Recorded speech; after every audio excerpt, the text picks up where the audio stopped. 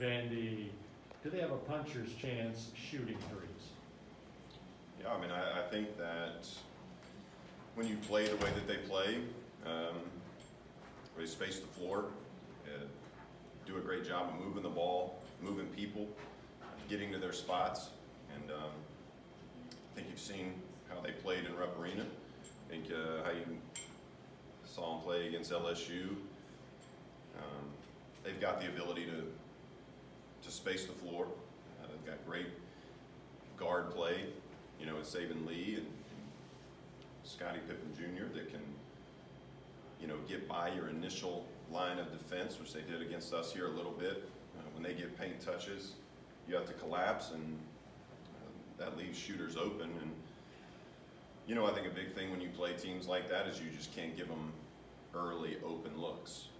Something that we talk about, to where they, you know, are in rhythm with their feet, or they're in rhythm with their hands, or they're in rhythm with their eyes, to where they are going to feel good about shooting the basketball. You guys have been very good at defending the three. What's the key there, do you think? I think it's like I said, I think it starts on the ball.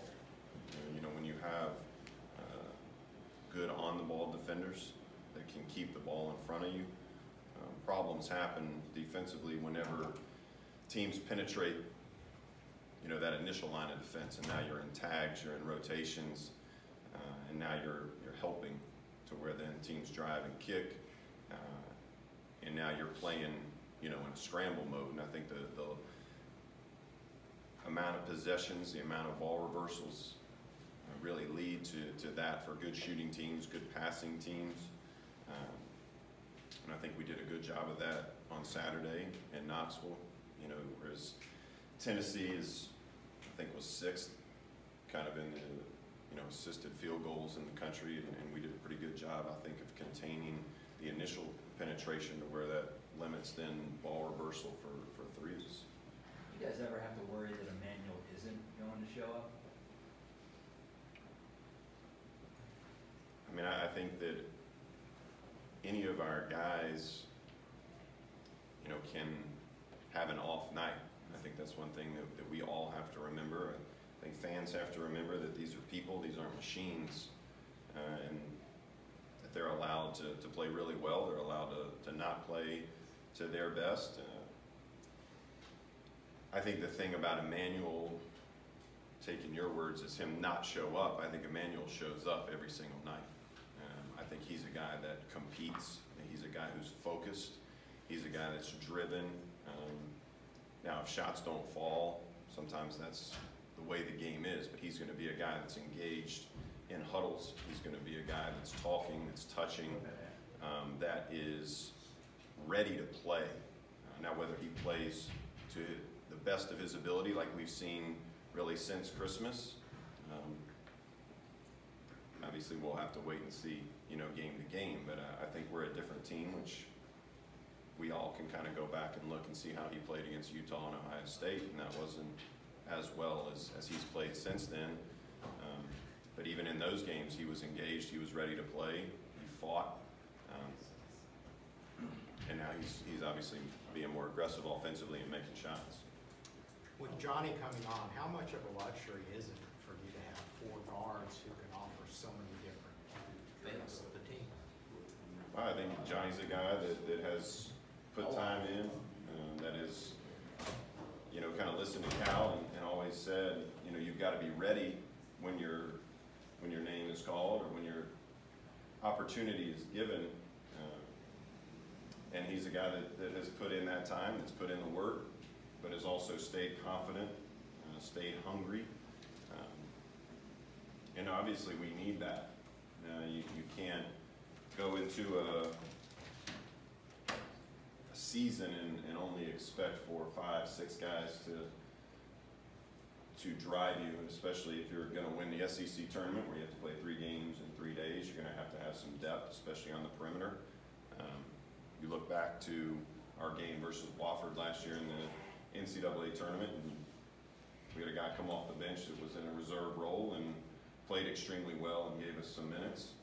So you've always got to have a team full of guys that is ready to go, and I think Johnny is much more comfortable in that role, and it's a good thing.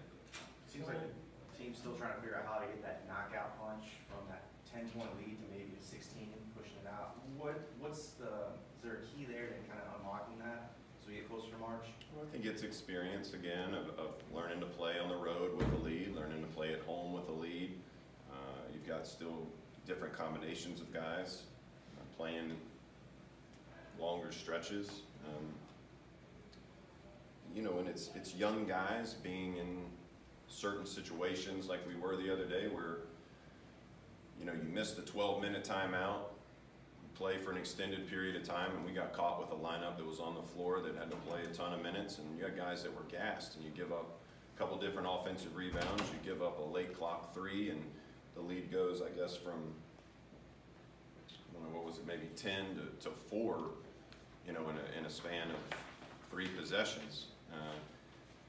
Luckily, then you get 3 straight full timeouts. You get a chance to catch your breath, and then we run away there at the end. But anytime you have young people, you have guys that are learning to play with each other in certain situations. You're going to have those periods of the game that go up and down. And what we all can't get lost on is, you know, there's 13 guys on the other side of the floor that are preparing to play well, that are working hard in practice, and are being coached by tremendous basketball coaches that are going to put them in situations to succeed as well.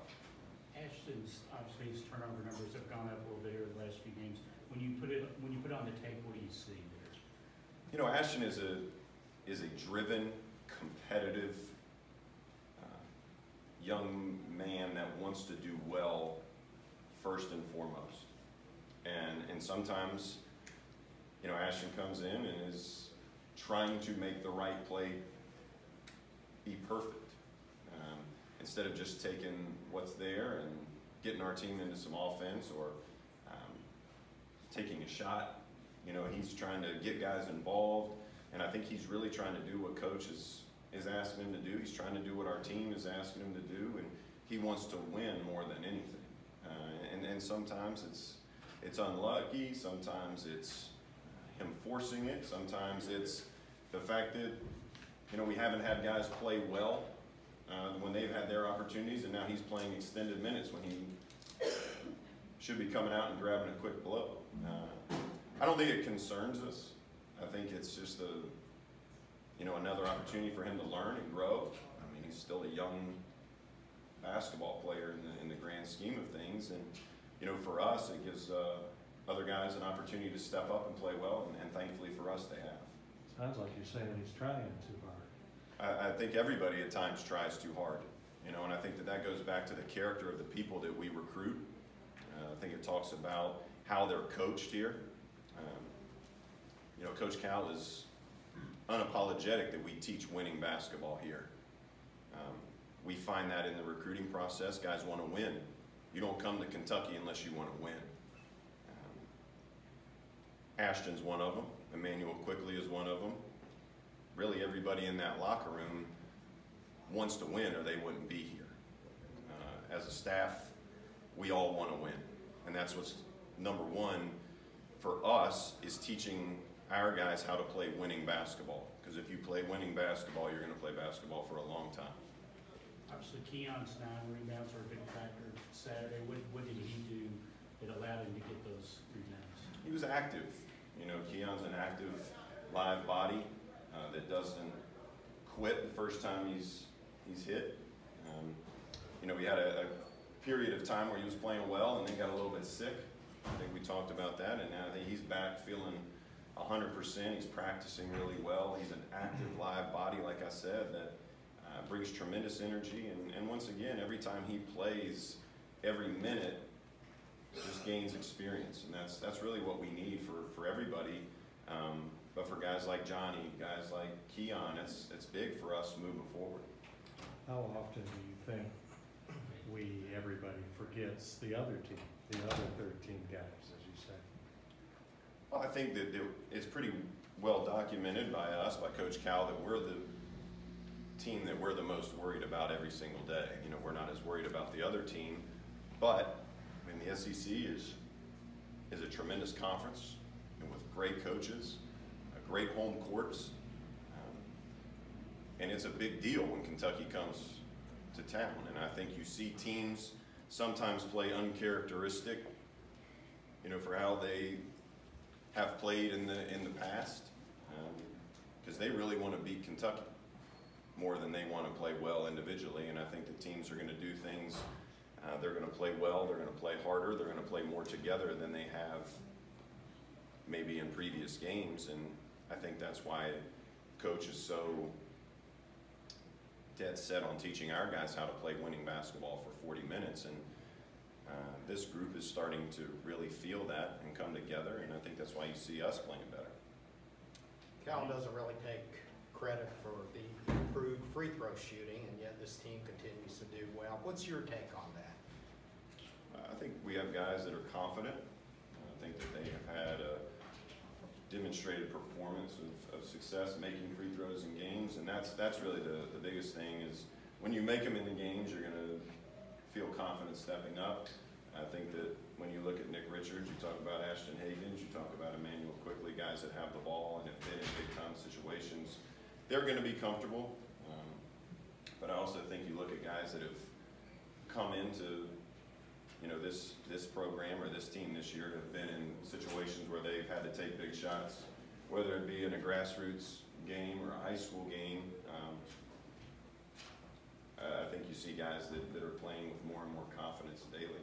When you watch Vandy, are you seeing a team that you think is starting to figure out a little bit, a little more confident?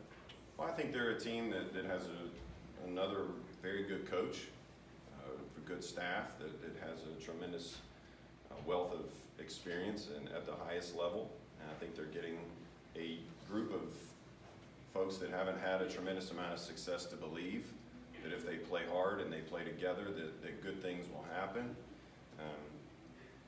And when you're focused on that, similar to the way we are, I think the results take care of themselves. When you're coaching a group of young people, you don't talk about wins and losses. You talk about your preparation. You talk about building your confidence. You talk about going into every single possession to try to get a good result, and regardless of that result, you head on to the next possession. And like I said, that's something that we do with our guys, and guys come here to be coached that way. And I think you see that with not only with Vanderbilt, but you see that, you know, across the country with teams that are getting better. One more, guys. Today is Cal's birthday. What are you guys doing to celebrate or mark the occasion? I don't know that I have a good answer for that. I wish I did. I don't know that I think we're going to practice, and then we're going to head to Nashville. I think he gets to have dinner with his daughter maybe tonight. I'm not sure. Maybe I would imagine that. But other than that, I'm sure we'll watch some film of us not playing well against Vanderbilt, and some film of us playing well against Vanderbilt. And, Thought maybe somebody coming out of a cake or something would be nice. no, usually have to pay good money for that.